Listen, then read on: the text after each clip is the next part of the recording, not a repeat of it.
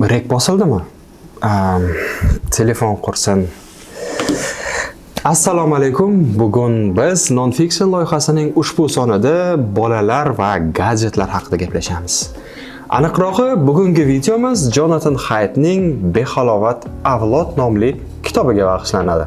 Ushbu kitobda nega zamonaviy bolalar va o'smirlar bunchalik bezovta ekanligi va nega kattalardan borgan sari ko'proq uzoqlashib borishayotgani haqida so'z boradi. Undan ham yomoni, nega ko'pchilik o'smirlar depressiyaga tushmoqda va nega ba'zilari suitsidga ham qo'l urishadi. Muallif o'z asarida mana shu savollarga javob topishga harakat qilgan. Keling, biz ham bu mavzuni atroflicha o'rganib chiqamiz. Darvoqe, aynan ushbu kitob yaqinda o'zbek tiliga tarjima qilinib, sotuvga chiqarildi. Agar siz farzandli bo'lsangiz, ushbu videoni oxirigacha tomosha qilishni va bu kitobni albatta o'qib chiqishni tavsiya qilamiz. Tasavvur qiling, bir guruh bolalarni Mars sayyorasiga olib borishmoqchi. Oxirigacha o'rganib chiqilmagan va sharoitlar yerdagidan katta farq qiladigan, shuningdek, u yerda yashaydigan insonga qanday ta'sir qilishi tushunarsiz bo'lgan bir sayyoraga. Albatta, biz Mars haqida ko'p narsa bilamiz, lekin bilmaydiganlarimiz biladiganlarimizdan ko'proq. Olib borilgan bolalar o'sha yerda qolishi shart qilib qo'yiladi. Qaysidir ma'noda tajriba quyonchalari. U yerdagi sharoitning bolalarning rivojlanishiga qanday ta'sir qilishi, ularni qancha yashashi mutlaqo noaniq. Endi tasavvur qiling. Marsga uchmoqchi bo'lgan bolalardan biri bu sizning farzandingiz. Ha, siz albatta uni Marsga qo'yib yubormaysiz. Bu bizning tabiiy reaksiyamiz. Jonathan Haidt smartfonlar, gadjetlar, umuman shu kabi qurilmalar davrida o'sayotgan bolalarni xuddi Marsda yashayotgan bolalarga o'xshatadi. Chunki biz ham bu texnologiyalarning bolalarimizga qanday ta'sir qilishini bilmaymiz. Lekin bu bizni unchalik ham xavotirga solmaydi. Lekin xavotirga solishi kerak. Jonathan Haidtning aytishicha, butun bir avlodning behalovat bo'lib yetishishiga ikkita tendensiya sabab bo'lgan.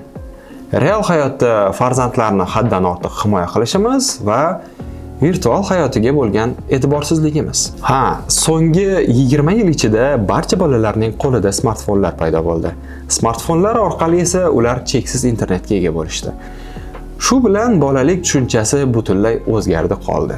Bolalik davri aslida har bir inson uchun ham jismonan, ham psixologik, ham intellektual va ham sotsial rivojlanish jihatidan o'ta muhim davr hisoblanadi. Aslida ota-onaning bolaga ozuqa berish va uni himoya qilishdan tashqari yana bir muhim vazifasi bor. Bu bolalarni ijtimoiylashtirish, ya'ni odamlar bilan muloqot qilish, atrofdagilar bilan kirishib ketish va yangi do'st orttirish va shu kabi ko'nikmalarni berish. Ammo bolaning hayotida smartfonlar markaziy rolni egallagach, bunday ko'nikmalarni berish, bolani real hayotga ko'proq moslashtirish deyarli ilojsiz bo'lib qoladi.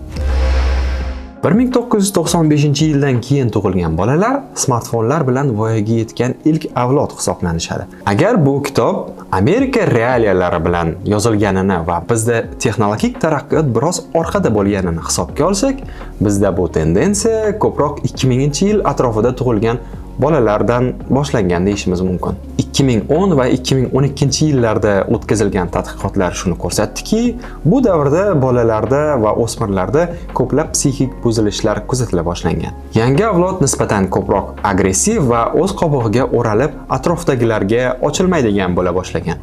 Kitobda yozilishicha, ushbu trend hali ham davom etmoqda. Masalan, 2023-yildagi so'rovnomaga ko'ra, AQShdagi 66% dan ortiq maktab o'quvchilari doimiy tarzda xavotir, ya'ni sodir bo'lishi mumkin bo'lgan noxushliklardan qo'rquvni his qilishlarini aytishgan. Balog'atga yetish davri like va repost tushunchalari paydo bo'lgan davrga to'g'ri kelgan o'smirlar internallashuvchi buzilishlardan ko'p aziyat cheka boshlagan. Shu yerda internallashuvchi buzilishlar nima degan savol yuzaga keladi. Bu shunday ruhiy kasalliklar guruhi bo'lib, unda hissiy qiyinchiliklar tashqi tomondan o'zini namoyon etmaydi. Hammasi ichkarida kechadi. Ya'ni doimiy tushkun kayfiyat, yig'loqlik, ijtimoiy yakkalanish, doimiy qo'rquv hissi, emotsiyalarni boshqarishga qiynalish kabilar shular orasiga kiradi. Mana shu muammolarga duch kelgan o'smirlar atrofidagilar bilan ham yaxshi muloqot qila olishmaydi va borgan sari yakkalanib boraverishadi. Gap shundaki, bizning miyamiz ikki xil rejimda ishlaydi. Birinchisi atrofimizdagi olamni o'rganish rejimi, ikkinchisi esa undan himoyalanish rejimi. Ikkinchi holatda biz vahimani his qilamiz. Bu aslida normal holat. Lekin bezovtalik, vahima, stress doimiy holatga aylansa, u bizni juda charchatib qo'yadi. Oqibatda bizdagi kognitiv qobiliyatlarni, kommunikativ ko'nikmalarni susaytiradi. Qisqacha qilib aytganda, bezovtalik hissi va depressiya bizni himoyaviy rejimga o'tkazib qo'yadi va rivojlanishni bloklab qo'yadi. Smartfonlarning bolalar va o'smirlarga qanday ta'sir qilayotganini tushunib oldik.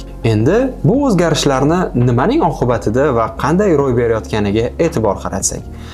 Agar e'tibor qilsak, smartfonimizning tepa qismida bir kunda bizga 100 dan ortiq xabarnomalar keladi, doimiy tarzda. Unda o'rnatilgan barcha ilovalar bizning e'tiborimiz uchun go'yoki kurash olib boradi. Go'yoki siz odamlarga to'la xonada o'tiribsiz va ular navbatma-navbat oldingizga kelib bir-biriga aloqador bo'lmagan nimadirlarni gapirib ketyapti. Ertami kechmi miyangiz charchab qoladi va atrof muhitga nisbatan reaksiyangiz o'chadi. Hozirgi davrda bu hol insoniyat bilan doimiy tarzda ro'y bermoqda. Bizning psixikamiz-ku shakllanib ulgurgan. Lekin endi o'sayotgan bolalarning psixikasi bunday sharoitda qanday kechadi?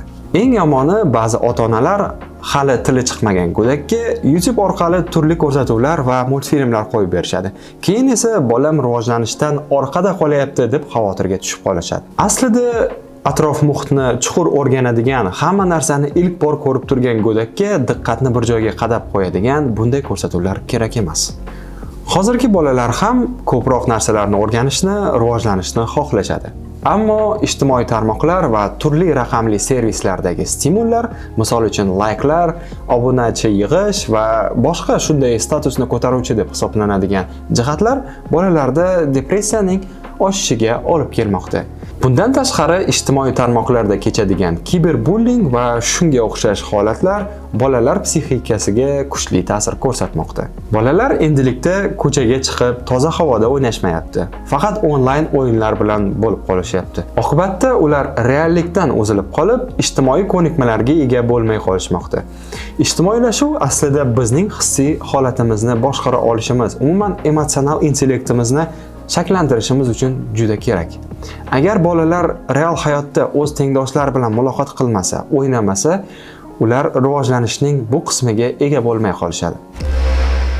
Jonathan Haidt yana bir jiddiy masalani o'rtaga tashlaydi. Uning yozishicha, bolalarga haddan ortiq g'amxo'rlik ko'rsatish kelgusida ularni mustaqil qaror chiqara olmaydigan, muammolarni hal qila olmaydigan insonga aylantirib qo'ymoqda. Chunki bola doimo otasi yoki onasi tomonidan kuzatib turiladi va bu xuddiki sizni kuzatib yuradigan vertolyotga o'xshaydi. Bir tomondan zamonaviy ota-onalar bolalariga erkinlik berishni xohlashsa, boshqa tomondan ularga haddan ortiq g'amxo'rlik ko'rsatishi mumkin. Demak, qaysidir ma'noda bolalarga erkinlik berishni ham bilish kerak, lekin virtual hayoti bilan ham qiziqib turish kerak. Umuman o'ylaymanki, o'zingiz bolangiz bilan biror mashg'ulot bilan shug'ullanish yoki o'yin o'ynashga vaqt ajrata olsangiz, farzandingiz buni rad etmasa kerak. Farzandlarimiz aslida biz bilan vaqt o'tkazishni xohlashadi. Ammo ma'lum bir yoshgacha siz unga shu vaqtni ajrata olmasangiz, vaqti kelib siz unga bu taklifni berganingizda ham u buni rad etishi mumkin. Demak, siz o'z farzandingizni o'zingizdan uzoqlashtirib yuborgan bo'lasiz. Internetga keladigan bo'lsak, farzandingizni to'liqligicha unga sho'ng'ib ketishiga yo'l qo'ymang. Ammo mutlaqo cheklab ham qo'ymang. O'rniga muqobilini taklif qiling va shunchaki taklif qilaman deb aytmang. Birga shug'ullaning. Vaqt ajrating. Xulosa qilib aytadigan bo'lsak, agar siz farzandli inson bo'lsangiz, pedagog yoki shunchaki bolalarga g'amxo'rlik ko'rsatadigan, ular bilan ishlaydigan inson bo'lsangiz, bu kitobni o'qib chiqishingiz shart. Umuman olganda, Behalovat avlod kitobi insonni fikrlashga undaydigan, eng muhim muammoga oydinlik kiritadigan kitobdir. U turli dalillarga, tadqiqotlarga asoslangan va shunisi bilan sizni chuqur o'ylantirib qo'yadi. Agar sizni hozirgi o'smirlar va yoshlarning ruhiy salomatligi bezovta qilayotgan bo'lsa, bu kitobni albatta o'qib chiqing. Ko'rsatuv davomida bu kitobni o'qib chiqing deb necha marta aytganimni bilmayman, lekin odatda bu jumlani unaqa ko'p takrorlamayman.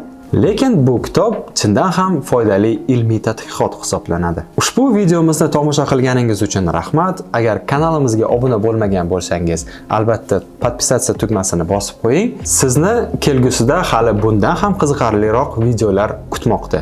Videomiz yoqqan bo'lsa, albatta like bosing va do'stlar, asosiysi bilim olishdan charchamaylik va o'z farzandlarimizga e'tiborli bo'laylik. Ko'rishguncha xayr.